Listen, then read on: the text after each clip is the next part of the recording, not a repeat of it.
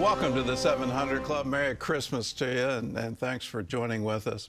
The IDF has released a new video showing how 6 hostages kept up their hope in the midst of captivity. Dubbed the Beautiful Six, they're seen lighting candles and celebrating Hanukkah. Well, meanwhile, a new report says many Palestinian journalists in Gaza were actually working with terrorists. Julie Stahl has the story from Jerusalem. The majority of Palestinians described as reporters based in Gaza who were killed during the war were operatives with or closely connected to terror groups, a new study published Thursday shows. The Meir Amit Intelligence and Terrorism Information Center investigated 266 Palestinians identified as journalists or media workers killed in Gaza from October 7th of 2023 through November 30th of this year, and found around 60%, at least 157 of them, were either members of terror organizations or clearly connected to them, 104 with Hamas and 45 with Islamic Jihad. A key point of the report is that some of the reporters based in Gaza helped with military actions or propaganda for Hamas's information war. Also here in Israel, just a few days before Hanukkah, the families of 6 deceased hostages published a sad and haunting film about their loved ones, including Israeli-American Hersh Goldberg Polin. The captives are seen lighting Hanukkah candles and praying, singing, and celebrating the holiday in a tunnel in December 2023. Almog Sarusi speaks. Happy holidays to us and all of the people of Israel. May we celebrate every year. May we be happy and blessed. And with the help of the miracles that came on this holiday, may we go home with a big miracle. May we return to routine life. May we be happy and good. And may we all rejoice. Amen.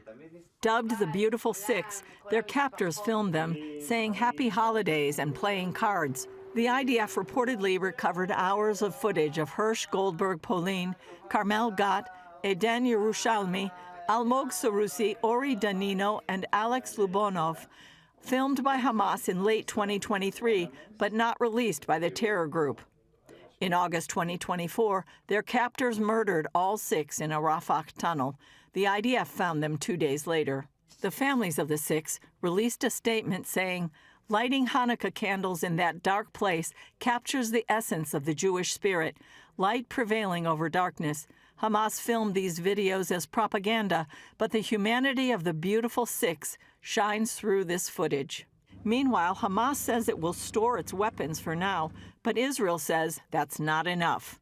They will be disarmed, Gaza will be demilitarized, and the people of Gaza will be de-radicalized.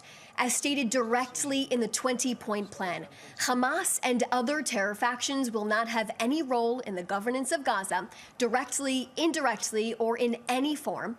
Julie Stahl, CBN News, Jerusalem. Keep in mind, every time you see a news report out of Gaza or out of the Palestinian Authority, that reporter has to be first cleared to do any kind of news gathering in that region. So if you're under Hamas control, if the geography is under Hamas control, that means Hamas has approved you as a reporter. What kind of point of view are you going to have of the conflict? Well, you're going to have the Hamas point of view. If you're in the West Bank and the Palestinian Authority has given you permission, they actually review all of your previous reports about Israel and make a determination, are you on their side or not? And if you're not, well, then you don't get the right to do any news gathering from the Palestinian Authority. Every news organization on the planet knows this. What the problem is the viewers don't. They don't know that they're getting a slant on the news, and they're not really seeing the true picture.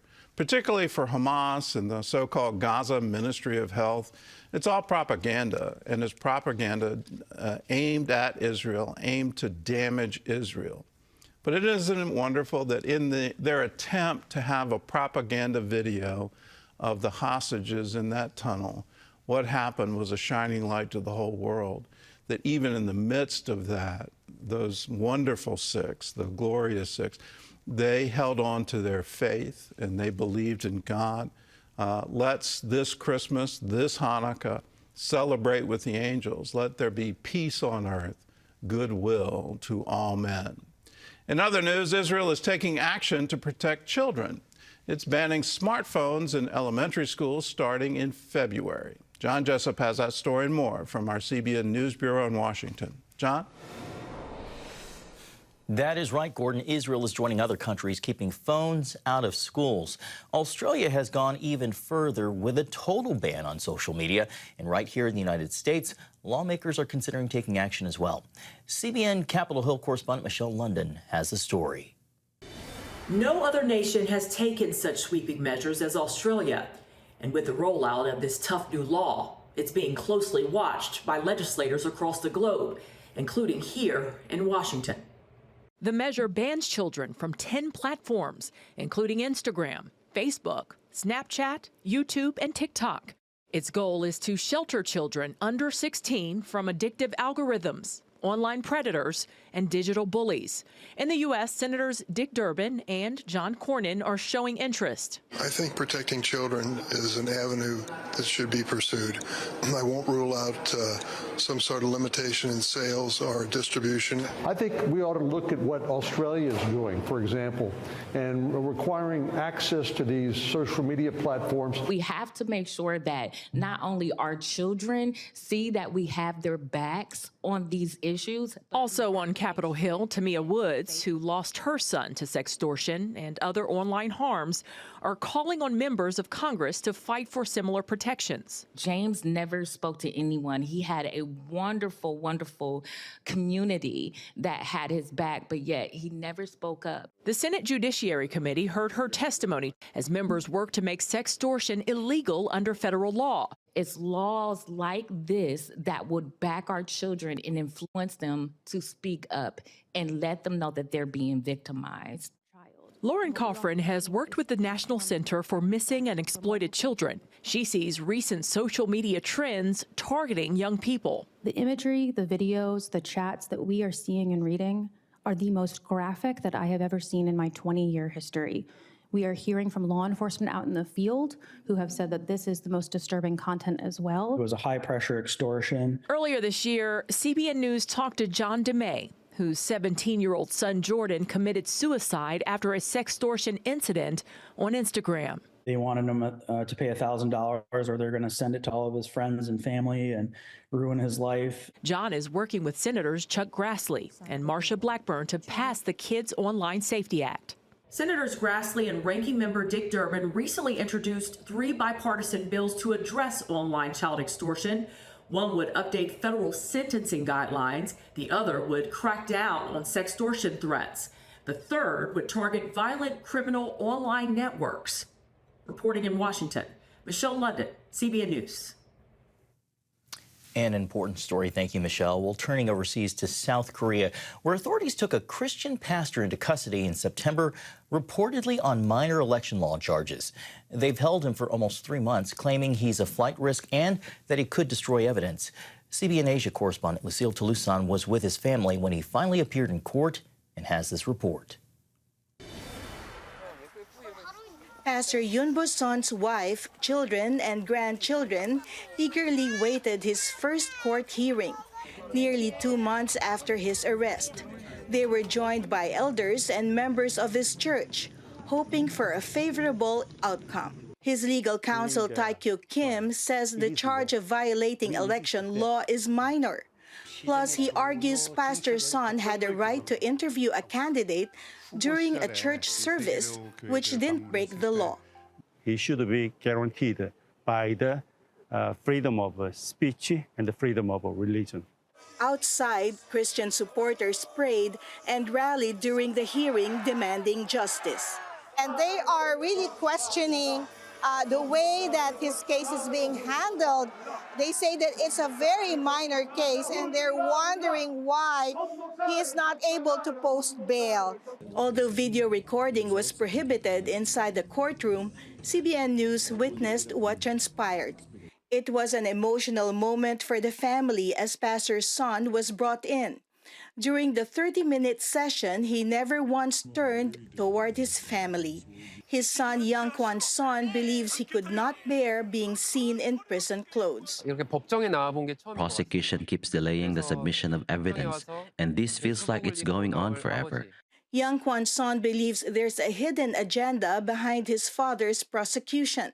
He points to how the pastor mobilized 2 million people to oppose the proposed comprehensive anti-discrimination law, which critics say could criminalize preaching against homosexuality and restrict religious speech. My father is a pastor who stood against the Gay Rights Act, including the gay agenda in the curriculum for children. I couldn't believe that he was imprisoned for that as a pastor. At the second hearing on November 25, prosecutors requested a year in prison for Pastor Son, an unprecedented punishment for the charge.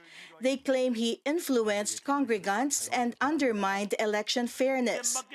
Pastor Son responded, "As a pastor, I had no choice but to speak against the superintendent of education candidate who promoted the comprehensive anti-discrimination bill, and against President Lee Jae-myung, who vowed to appoint sexual minorities to a 30% of government positions. My remarks were made during worship. If this trial restricts religious liberty and freedom of expression, it will be a great loss to this nation." December 2, Republic of Korea President Lee Jae-myung ordered cabinet ministers to review the alleged separation of church and state violations, citing cases where religious foundations have intervened in politics. He is also considering disbanding such church foundations, moves that could further complicate Pastor Son's release. For the Republic of Korea's allies, especially the United States, these developments raise serious concerns. The US-ROK alliance is rooted not only in military cooperation, but in shared democratic values, including freedom for faith communities to operate without fear of political retaliation. Lucille Talusan, CBN News, Busan, South Korea. Thank you, Lucille. Gordon, in previous reporting, I remember you speaking out pretty forcibly on this case. It's of great concern to me because Korea has long been an ally of the United States and has long stood for democracy in the region and for freedom of speech, freedom of religion. But here you have a sex agenda being pushed, and not just pushed, but enforced in draconian ways. For a pastor within his church to interview candidates for that school board. I mean, that's what we're talking about. It's an election for a school board on how children in Korea are going to be educated. For that to somehow be an election law violation or somehow unconstitutional, that they're examining the separation of church and state, going to prohibit anyone who has a role in Christianity from participating in politics. It is absolutely incredible to me. Our government should do everything in its power to put pressure on Korea. No, you cannot do this. You cannot be part of the free world and have this kind of action within your own country. Elections should be free and open. Information should be able to be given to anyone in any context, and especially within churches. That it's mind-boggling to me what they're doing. Now, to add to it, you interview a candidate for office, and in this case, it's for the school superintendent. So you interview a candidate in your church. What does the government do? They arrest you, they put you in jail, deny you bond. He's been imprisoned since that arrest and no possibility of being released. And then the prosecutors are saying you need to spend a year in jail. What does that do to every other pastor in the country? The whole effect of this is to try to eliminate free speech within the churches. Now, if you think that somehow this can't come to the United States, please think again. I've heard it in the public square right here in America, that somehow or other it's unconstitutional for a pastor to speak about an election.